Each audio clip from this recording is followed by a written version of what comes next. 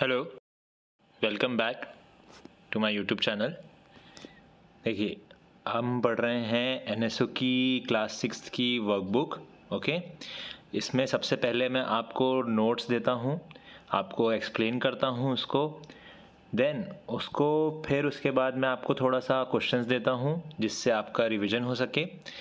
और फिर उसके बाद हम लोग क्या जो वर्कबुक जो उनकी तरफ से प्रोवाइड की जाती है एमटीजी की तरफ से, हम उसको सॉल्व करेंगे। प्लस उसके बाद मैं आपको पिछले 5 साल के जो आए हुए पेपर्स हैं वो सॉल्व कराऊंगा।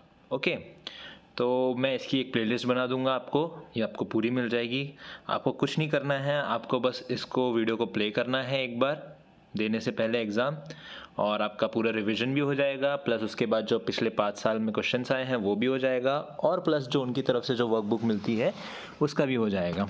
आपको बस आराम से कॉपी पेन लेके बैठना है। जो जो मैं आपको बताते जाऊँ कि ये इम्पोर्टेंट है, आपको वो हाईलाइट करके बस नोट लिख लीजिए।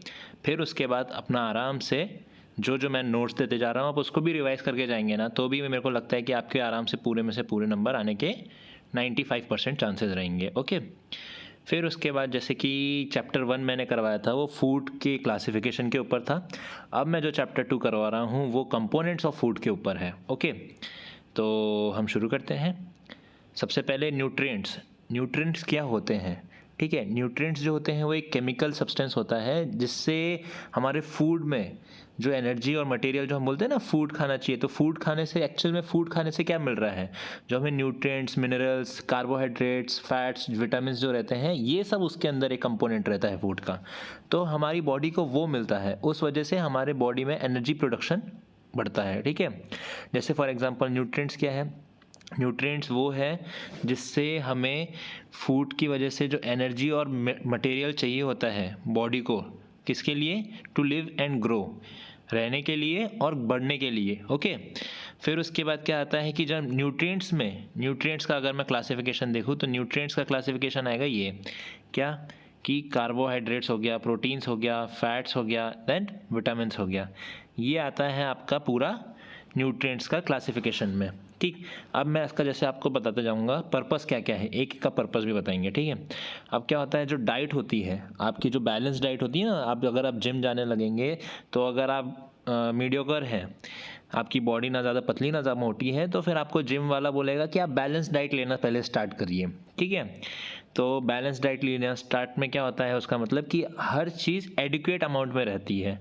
ठीक है, जिससे कि आपकी बॉडी को थोड़ा और ग्रोथ होने में जो उसमें डेफिशिएंसी होगी मिनरल्स वगैरह की, विटामिन्स की, तो वो प्रोवाइड करेगी आपकी बैलेंस डाइट। ठीक है, अब क्या होता है, जो आपका वाटर होता है, वाटर भी आपकी बॉडी के लिए इसेंशियल होता है। क्यों? क्योंकि आपके जो भी आप खाना खा रहे हैं उसको डाइजेस्ट करने के लिए बेसिकली आपको नहीं क्या वाटर की चाहिए होती है नेसेसिटी। क्यों? क्योंकि वो डाइजेशन जो प्रोसेस है वो आपका कैरी जो करता है वो वाटर ही करता है, और प्लस जो आपका वेस्ट होता है बॉडी से वो भी कौन रिमूव करता है? वाटर के थ्रू ही होता है। ओके, देन फिर उसके बाद नेक्स्ट पॉइंट है डेफिशिएंसी ऑफ वन और मोर न्यूट्रिएंट्स। जो भी अगर जैसे फॉर एग्जांपल अगर किसी भी चीज़ की आपको डेफिशिएंसी होती है तो उसके अकॉर्डिंग ही आपको डिसऑर्डर भी होता है।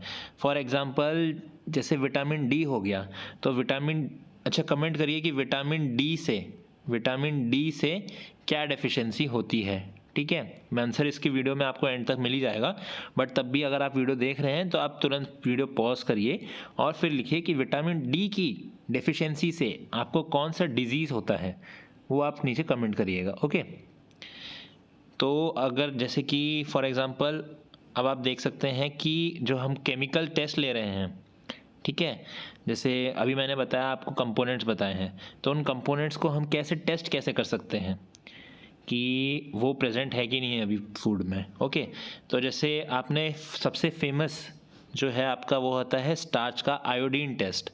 इसमें क्या किया जाता है, हम सबसे पहले आयोडीन सॉल्यूशन बनाते हैं, उसको 2 to 3 ड्रॉप्स लेते हैं, उसको हम फूड सैंपल में डालते हैं। ठीक है, अब क्या होगा, जो आपका फूड सैंपल में, अगर आपके फूड सैंपल में स्टार्च होगा, ठीक है, तो आपको क्या मिलेगा, आपको ब्लू ब्लैक कलर मिलेगा आपके फूड में जो आपका सैंपल होगा। ठीक है, आपने उसमें सबसे पहले आपने अपना फूड सैंपल डाला जो भी है आपका, ठीक है। फॉर एग्जांपल अगर मैं बॉइल्ड पोटैटो है तो उसका मैं थोड़ा सा सैंपल लिया, उसमें अगर मैं 2-3 ड्रॉप्स डालूँगा किसकी, आयोडीन सॉल्यूशन की, ठीक है।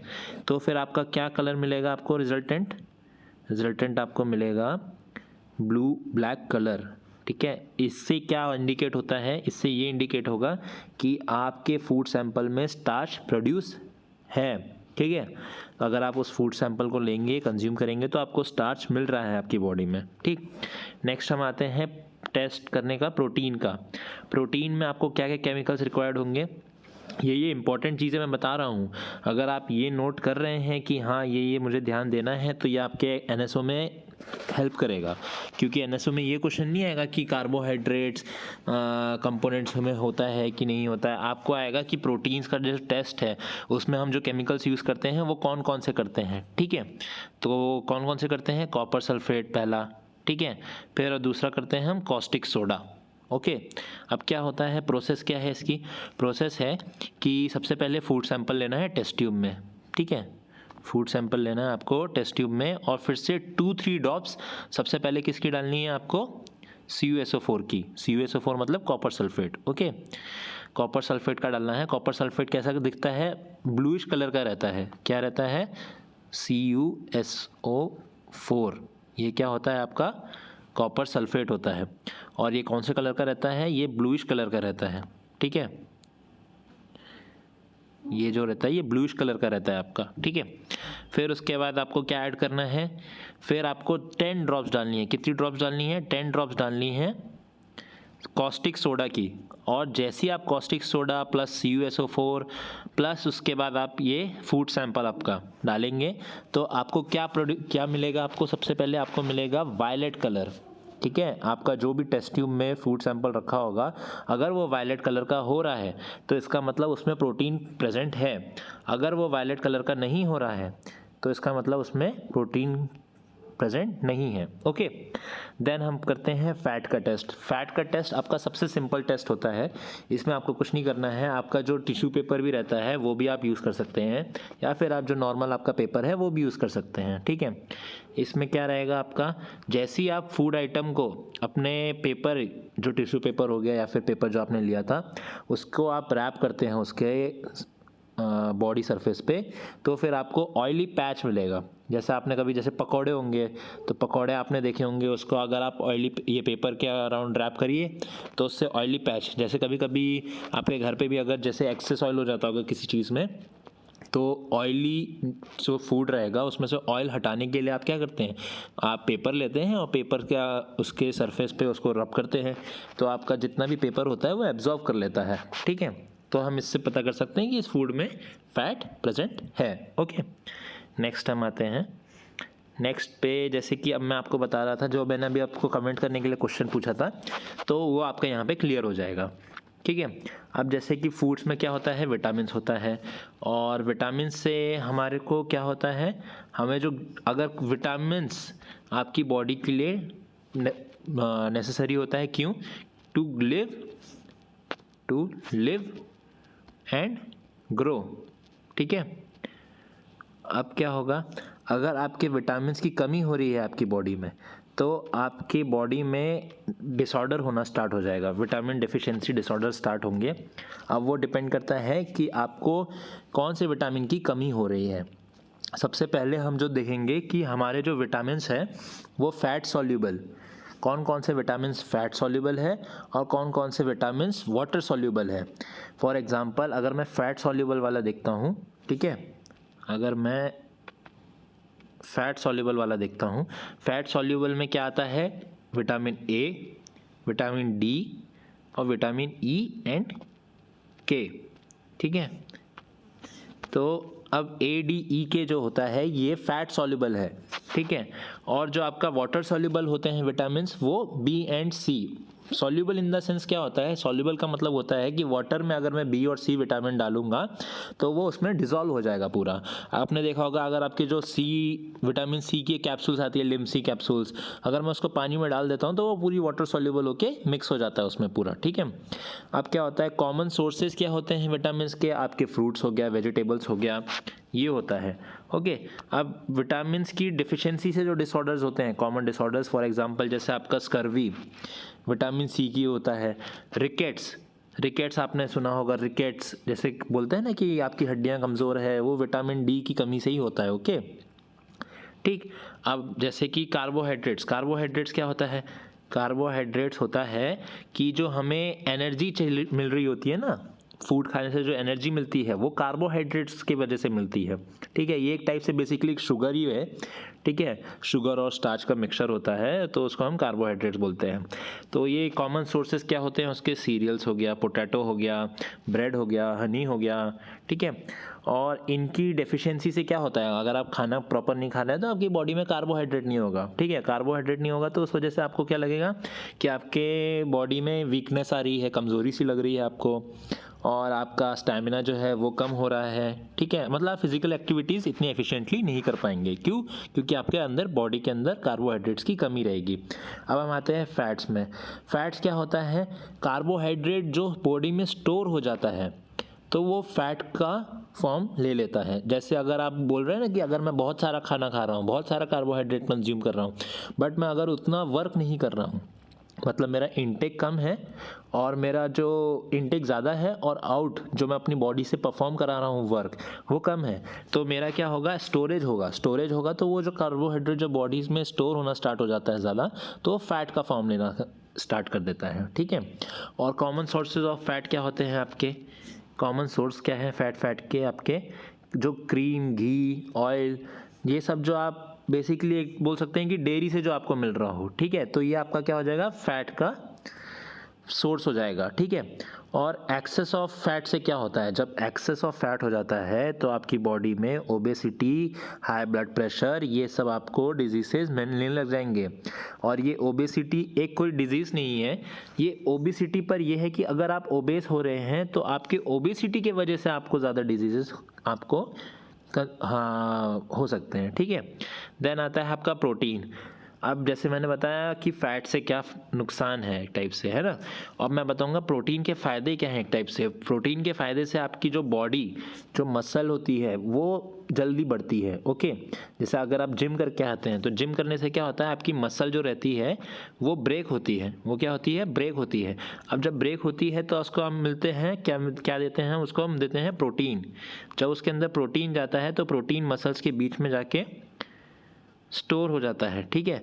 तो उससे अल्टीमेटली क्या बनता है, उससे ये होता है कि आपकी मसल्स जो है वो रिकवर करेंगी, रिकवर करने पे आपकी मसल्स, जैसे ये है आपकी मसल्स, इसमें ब्रेक डाउन हुआ तो वो जब प्रोटीन उसमें स्टोर होगा तो वो मसल बढ़ जाती हैं। इसी वजह से जो होते हैं ना जो जिम जाते हैं उनको बोला जाता है कि आप थोड़ा ज़्यादा प्रोटीन कंज्यूम करिए, ठीक है। तो कॉमन सोर्स प्रोटीन का क्या होता है पल्सेस, मीट, फिश, एग्स, ये सब में प्रोटीन बहुत ज़्यादा होता है, ओके। और जो डेफिशिएंसी ऑफ प्रोटीन होती है उससे क्या डिजीज़ होता है, उससे डिजीज़ होता है क्वाशियोरकोर। क्या होता है, क्वाशियोरकोर, ओके। देन हम आते हैं रफेज। रफेज क्या होता है, रफेज और dietary fibres. Roughage in the sense क्या होता है कि जो आप बॉडी में कंज्यूम कर रहे हैं खाने के साथ, तो उसके रफेज जो फाइबर्स होते हैं वो भी बहुत ज़रूरी होते हैं। क्यों, क्योंकि उस वजह से आप जो एक्सक्रीटा होता है आपकी बॉडी से वो जो निकल रहा है उसका डाइजेशन में भी हेल्प करता है, ठीक है। और जो कॉमन सोर्सेज होते हैं वो आते हैं ग्रेन्स, जो वेजिटेबल्स वगैरह आप खा रहे हैं, ठीक है, जो फ्रूट्स आप कंज्यूम कर रहे हैं वो भी रफेज का एक सोर्स होता है, ओके। देन आता है आपका मिनरल्स। मिनरल्स क्या होता है, मिनरल्स जो आपके कैल्शियम, फॉस्फोरस हो गया, आयोडीन, आयरन, ये जो होते हैं हम इसको क्या कहते हैं, इसको हम कहते हैं मिनरल्स। मिनरल्स से क्या होता है, मिनरल्स जो होता है वो बॉडी के ग्रोथ के लिए और मेंटेनेंस के लिए बहुत ज़रूरी होता है, ठीक है। फॉर एग्ज़ाम्पल अगर मैं जैसे अगर अनेमिया है मुझे, ठीक है, या फिर मेरी बोन्स वगैरह स्ट्रांग नहीं है, तो अभी मैंने बताया था कि ये किसका कॉमन रीज़न हो सकता है कि हमारे पास कैल्शियम की कमी है, कैल्शियम और विटामिन डी, ये जो होते हैं ये आपकी बोन्स के लिए बहुत ज़रूरी होते हैं, ठीक है। ये किस लिए होते हैं? बोन्स के लिए, ठीक।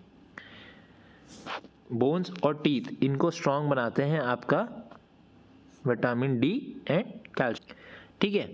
अब मैंने क्या बताया, आपको पूरे नोट्स दे दिए हैं। अब मैं आपको थोड़े क्वेश्चंस दूंगा, आप इन क्वेश्चंस को देखिए। मैं आपके लिए क्वेश्चंस आपके लिए दिखा भी दे रहा हूँ और उसको रीड आउट भी कर देता हूँ, ठीक है। आपको क्या करना है, मैं आपको आंसर्स नहीं बताऊंगा, आपको आंसर्स खुद कमेंट में लिखना है। क्यों? इससे क्या होगा, इससे आपने जो अभी सीखा है वो आपको दिमाग में सेट हो जाएगा, आपको बार बार उसको रिवाइज करने की ज़रूरत नहीं पड़ेगी। क्यों? अगर आप कमेंट लिखेंगे तो, ठीक है। आप कमेंट लिखिए, आपको कुछ नहीं लिखना है, आप बस ए लिखिएगा, A1 जैसे ए क्वेश्चन नंबर 1 Q1 और फिर जो भी आंसर है जैसे B C D जो भी आपको आंसर लगे, ठीक है, आप वो करिए। मैं क्या करूँगा, जो भी करेक्ट आंसर होगा ना मैं उसको पिन कर दूंगा, ठीक है। ओके, तो सबसे पहला क्वेश्चन है, carbohydrates are present in the food in the form of, ठीक है। आपको कुछ नहीं करना है, आपको आंसर बताना है। मैंने इसका बताया था कि कार्बोहाइड्रेट्स किसका मिक्सचर होता है, ठीक है। अब आते हैं हम सेकंड क्वेश्चन पे, विच of the following nutrients provide energy, कौन से न्यूट्रिएंट्स है जो हमें एनर्जी देते हैं, ठीक है। Which of the following vitamins keeps our bones healthy, ये मैंने बहुत बार बताया है वीडियो में, ठीक है। Which of the following minerals is essential for strengthening bones and teeth, mineral भी मैंने बताया था आपको, ठीक है। Milk, pulses, cheese, eggs, fish are considered as, इसका मैंने आपको बताया था कि ये कॉमन सोर्सेज होता है किसका, ठीक है। और इसका मैंने बहुत ब्रीफली आपको एग्जांपल भी दिया है, okay. Kwashiorkor occurs due to the deficiency of, अभी इसको मैंने एक्सप्लेन भी किया था आपको, ठीक है। आपको बस कुछ नहीं करना है, 6 का जैसे जो भी आपको आंसर लगे आपको वो 6 और जैसे A है या B है, C है, D है, जो भी आपको लग रहा हो आप बस लिख दीजिए। मैं जो करेक्ट आंसर होगा वो मैं पिन कर दूंगा, ओके। फिर उसके बाद fill in the blanks, jaggery is a good source of dash, protective nutrients include dash and dash, vitamin K is, मैंने आपको ये वाटर सोल्यूबल है या फैट सोल्यूबल है आपको ये मेंशन करना होगा, ठीक है। Butter, ghee and meat are good sources of, consumption of dash helps to avoid goitre, goitre किस लिए होता है, गोइटर अगर आपके आयोडीन की कमी होती है तो गोइटर होता है, ठीक है। चलिए, मैं आपको क्वेश्चंस दे दिए, आपको नोट्स दे दिए हैं, आपको मैं थर्ड चैप्टर भी आपके लिए ले आऊँगा। आपको कुछ नहीं करना है, आपको बस हमसे जुड़ना है, प्लस उसके बाद जो भी मैं वीडियोस डाल रहा हूँ नोट्स की प्लेलिस्ट बना दूँगा मैं, नोट्स की और जो आपके वर्कबुक जो दी होती है MTG की वो उसकी, प्लस उसके बाद जो प्रीवियस 5 ईयर के आए हुए हैं मैं इसकी पूरी एक कॉमन प्लेलिस्ट बना दूंगा क्लास 6 NSO करके। आप मेरे चैनल पर जाइएगा, प्लेलिस्ट में सर्च करिएगा, आपको मिल जाएगा, ओके। चलिए, थैंक यू।